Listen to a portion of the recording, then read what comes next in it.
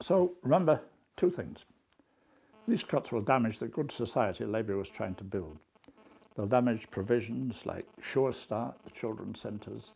They'll undermine spending in education and in the health service, in all the other improvements Labour was making to make life better for ordinary people, which is done by public spending. Secondly, they'll damage the economy.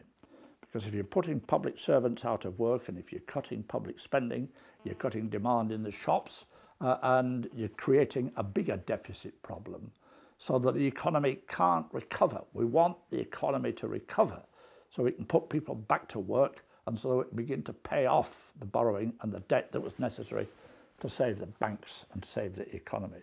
Remember those two things. These cuts have to be fought. Labour will fight them, but we're in opposition. You've got to fight them too. You've got to maintain the anger. You've got to write to your MP. You've got to write to ministers. You've got to write to the council. You've got to participate in every form of protest that's going to make the anger of the people known to the government. It's drawn back already on some things, on privatisation of the forests. We can make it draw back on others. We can get them to reverse these, and we can show that the people won't put up with this and won't tolerate what's being done to the good society in this country. They're saying that our credit will be refused on world markets, our credit card will be turned down, we'll be in the same mess as Greece and Ireland. Not true again.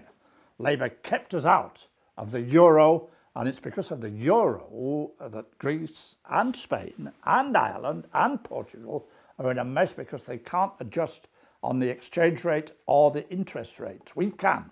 We have made that adjustment. So we're not in the same situation as them by any means. Thirdly, they're saying that the cuts are necessary. They aren't necessary.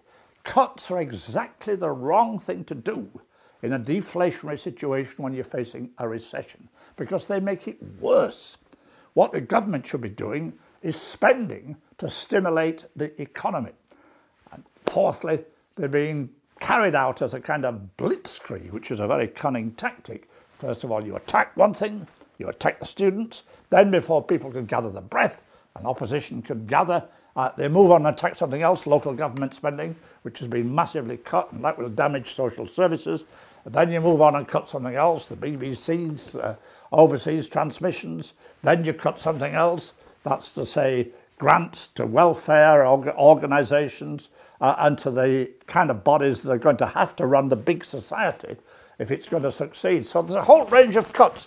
Are they being made quickly and on a massive scale? It's very difficult to rally opposition. But it has to be said, firstly, this is going to damage the economy. The only way to sustain the borrowing we've made and to carry on the support we're giving to the economy is to stimulate growth. That's what we need to do. Once you get growth, it's very easy to make cuts because then you can cut borrowing, as Labour did in our first 3 years in office from 97 to 2001.